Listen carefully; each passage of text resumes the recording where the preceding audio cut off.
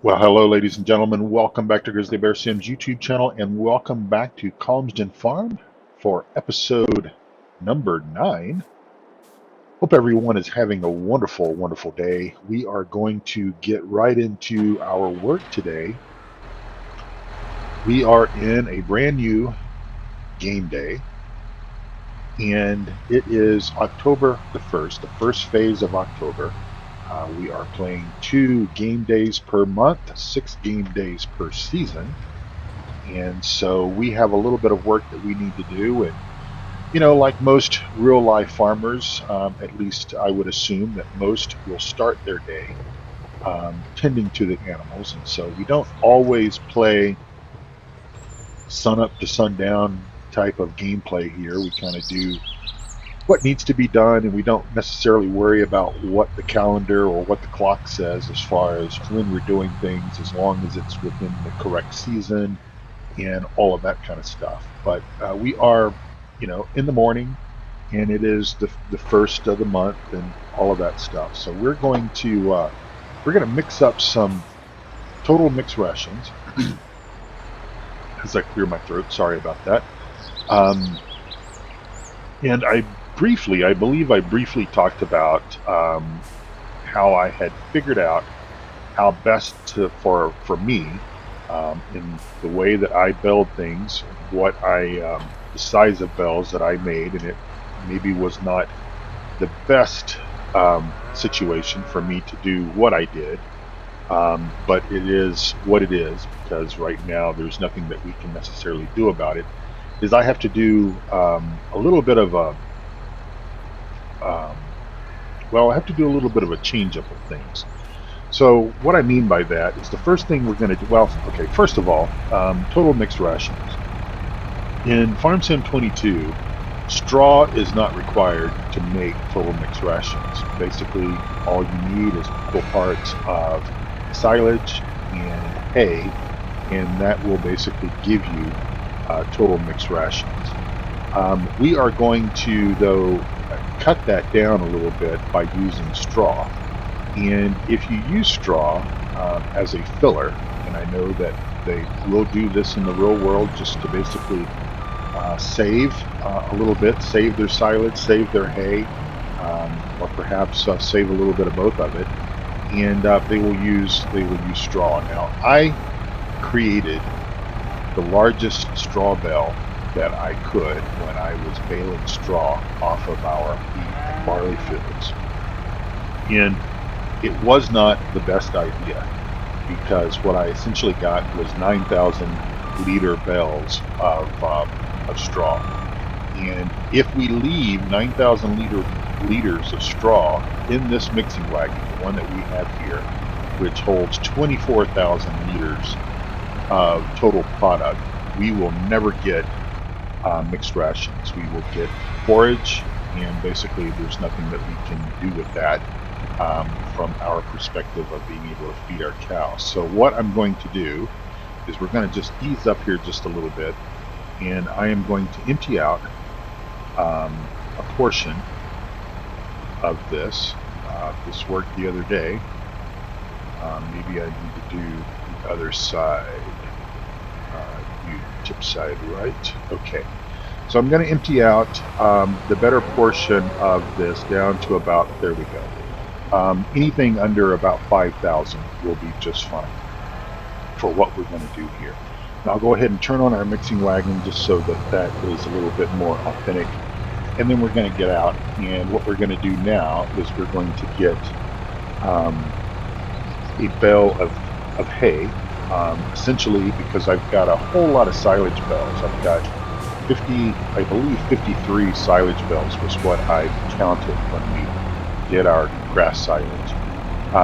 I've got a lot of silage bales. I've got more silage bales than I have hay bales at this particular point in time. Now, it might be that if I had more hay, it might be a little more cost effective, because obviously silage is a little more expensive, and it is a commodity that would sell for a higher price should we actually want to sell silage at some point, or sell a little bit of silage. it might make more sense to actually use more hay than silage. But for the fact that we only have what we have on hay, I'm going to go with what I've decided, and that is essentially one bale of hay. And I've got my joystick connected now, so I can do this a little bit smoother. And we'll just back out of that, and then we'll just grab one hay.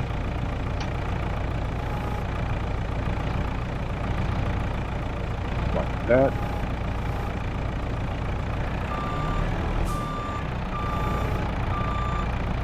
And looks like I might need to adjust my dead zone on my joystick, because I think, if I'm not mistaken, I think that hay bale is slowly lowering.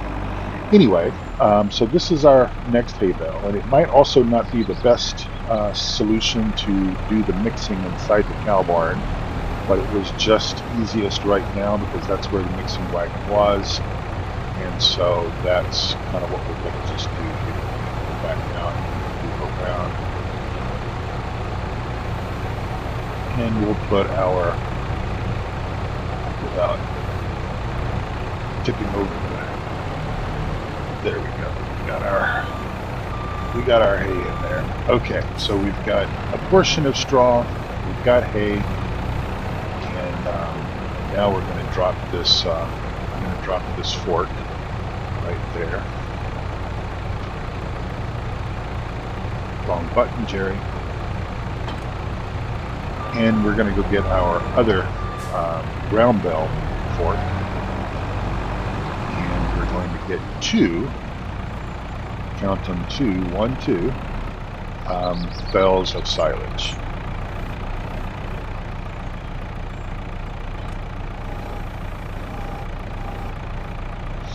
Let me bring my joystick a little bit closer here.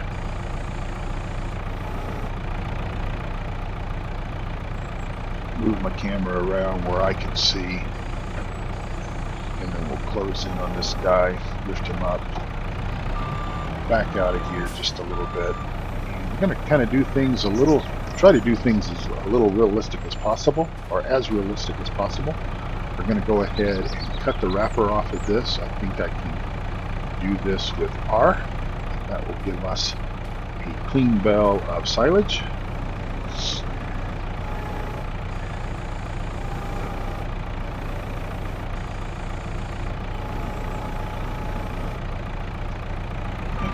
Out,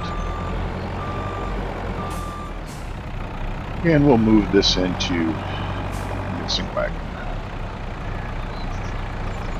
I guess in a perfect world we would have liked to have had a little bit more room around the dairy hall here, and we dump that in. We can back out.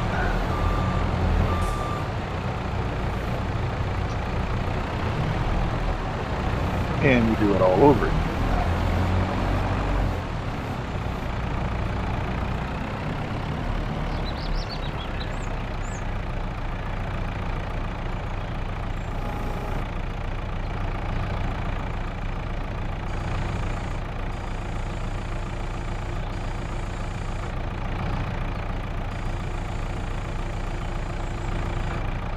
Get on it, Jerry.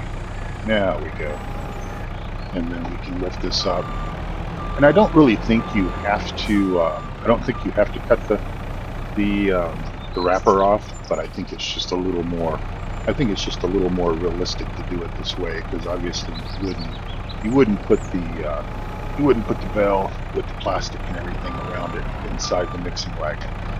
But of course, for years we've not had the ability to do this, and we've just had to kind of allow the immersion to go where it goes and say, well, you know, it's being done. We just don't have the ability to do it. So there's our second silage bell. So now what we have to do is park this over here. And I just realized something, so do bear with me. I'm sorry. We're going to have to go back to the other farm for a moment, because my pallet forks are down there. For some reason or another, I think think I had unloaded something, some pallets of herbicide, I believe it was, down at the main farm, and I left the pallet forks down there. And I guess in a perfect world we'd have pallet forks on both, maybe on both farms, but we don't need them, because I don't think we're going to need to do that anytime soon, anyways. And we'll just zoom on over and get our pallet forks. Had a wonderful, wonderful weekend here.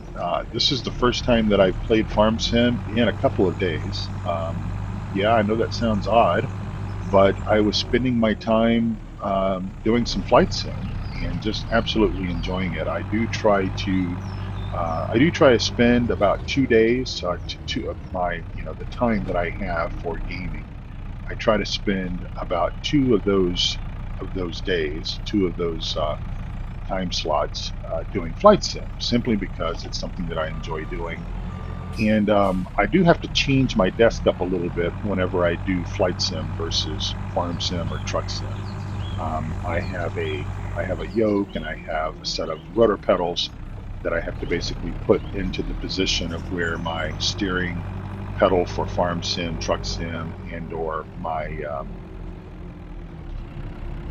where my pedals, accelerator, clutch, brake for farm sim goes. Move those all around. And I have a console that has some external equipment like my nav radios, comm radios. Those are physical hardware devices that plug into my computer and essentially give me the ability to change frequencies, control my altitude, my headings, all of that. Be able to do that via these panels versus manipulating the mouse and such. And I managed to get these pallets in here, but it wasn't easy. So let's just do this, and then we'll be done. We'll be done with the feeding. I've talked about this. In a job that I did many years ago, I worked for the Dr. Pepper bottling company, and also worked for another manufacturer where I operated a forklift from time to time. But I always find that it's easier in real life to operate a forklift or pallet forks than it is in the game, because you have a little bit more direction that you can do. All right, so we're going to need to refill from these mineral bags. Now, you don't have to use the mineral food. The mineral food, from what I've understood, from after reading many things on the subject of what mineral food does, what it doesn't do, is I don't really believe that it gives us any benefit in the game. So in other words, you're not going to lose any sort of yield, production, milk production, or anything like that if you choose not to use mineral food. And there we go. So now we can empty our total mixed rations that we have just made and give those to the cows. And we have kept our ratios under 25% on the straw. And that's the important thing right there, is keeping that ratio down. All right. So I turned my tractor off by mistake, and so we can go ahead and pull on out of here. And sorry that took 15 minutes, but I wanted to show you all how I sort of figured out how that I can make TMR here with the equipment that we have, as well as the size of bells that we have. Now, what I will be doing, so that we can try to avoid having to do the splitting of the bell and all that stuff with regards to straw, is when we come back around to the next harvesting season on our wheat and barley fields, we will make smaller bells and try to make the smallest bell possible. Well, not the tiny bells, but with the equipment that we have, as I run into that fence, with the equipment that we have, we'll try to make the smallest bell possible and see if we can get the right ratio so that we can just drop a straw bale in and then top it up with hay and silage and mineral food and be done with it. And basically, Bob's your uncle. Okay, we are back to the main farm, and we are going to change tractors and get into the JCB, and we're going to go down and we're going to plant oilseed radish on field number 23, which was the field that I believe we limed it during an episode. It's the free field that is available on OxygenDavid's Calmsden Farm, the first version number 1. It will be fixed in version 1.1 or 1.2, whatever he's going to call that, whenever that releases. But for right now, that map has not been released from Giants yet. It's still in their testing phase, and so we don't have that available. Now, speaking of that, speaking of updating the map, I was looking at the changelog. OxygenDavid posted the changes that are going to basically be on the next version of Calmsden Farm. And there are a few things that you will have to do a new game save if you want to take advantage of them. Specifically, if you want to be able to remove the pig structure and the horse structure, if you want to remove those, if you want to sell those items so that you could basically use those fields as actual fields and plant things on, plow them up and plant things on, you do have to do a new game save. There are a few other things that it fixes. There were some items left under the field number. Let's take a look at the map here. There were some items, and I don't know what the items are, but there's some items out here in field number 3 which are below the ground. And these cause some issues with the in-game AI. I noticed this when I was doing a bit of the harvesting using the AI, when I was doing it a little bit off camera. And what would happen is the AI would stop because it sees that there's something there. And then it basically will back up and change directions or whatever, and so it won't finish. That's not going to be a problem for us because we're not going to use the built-in in-game AI that much. I would prefer to use Horseplay with regards to help whenever I need a helper to do something, and so we'll use Horseplay. So I guess what I'm getting at as we enter the final phase of this video is that I'm not planning to update the map.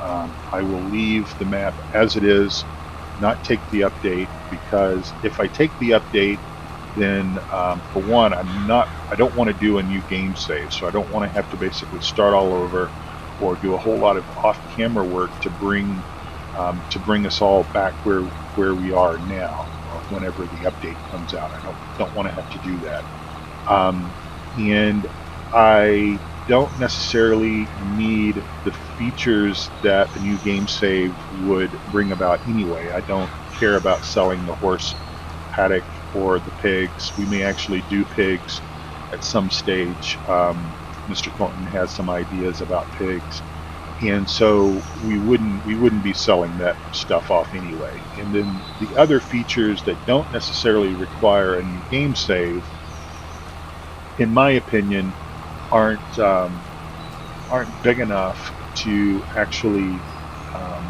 warrant me needing to update the map and then going in and reinstalling the HD textures, reinstalling the UK planting calendar, geo, and all that stuff. So I think we're just going to keep on trucking with what we have here. I do typically always like to be playing on the same version of something that you all have access to, so that way if you have questions, then I can better assist in trying to help you solve these things, but I don't think it's going to be that big of a delta between 1.0 versus 1.1, 1.2, whatever he's going to call it whenever that gets released. Now, down the line, if we're still playing this map and something major, comes out, something, some huge feature, something that would benefit us, then obviously I can take that into consideration at that time. But for me personally, and I think where we are in this Let's Play, the changes are not going to be that crucial for me. So I'm just going to ignore the update. And of course, if I go and look now, I have an update showing because I'm running a different version, or Giants thinks I'm running a different version because of the fact that I have the HD textures installed and I have the UK Geo installed. So obviously that always thinks that I have that there's an update for me, but I don't want to wipe those things out because that's what would happen if I were to take the update, and the update would do nothing for me since the updated version of OxygenDavid's map isn't out just yet. All right, so some thoughts back on Flight Sim. I wanted to finish a few things off, and I normally don't like to talk about different games while you're watching something else on the screen. I don't do a whole lot of Flight Sim on the channel just because, much like Farm Sim has kind of started to become, the Flight Sim community is a little bit toxic in the sense that there are folks that just absolutely enjoy going to people's YouTube channels and or their live streams that do Flight Sim content and just act like total fools, and or just really nitpick and heavily critique what you do and how you do it. And of course, I enjoy the total immersion that I get from Flight Sim, and I enjoy flying the study level type aircraft that I have either from PMDG or FS Labs.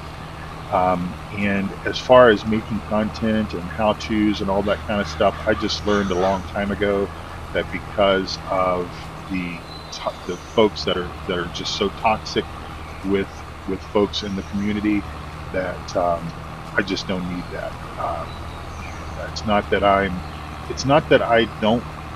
I can't take criticism. I will take criticism all day if it is warranted.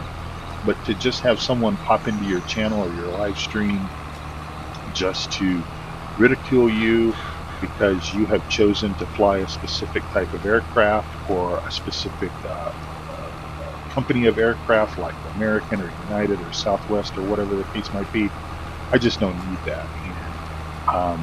And because of the folks that do this kind of behavior, often it's accompanied with a bunch of foul language and abusive type language and such as that. And so I just don't want to subject you all to very much of that either. So it's not that I never do it, because I have released some content on Flight Sim. I've done some cinematic kind of things where I don't do a whole lot of talking and I just do a lot of editing and cut a 3-hour flight down to about 25-30 minutes or so and show you the takeoff and the landing and a little bit in between.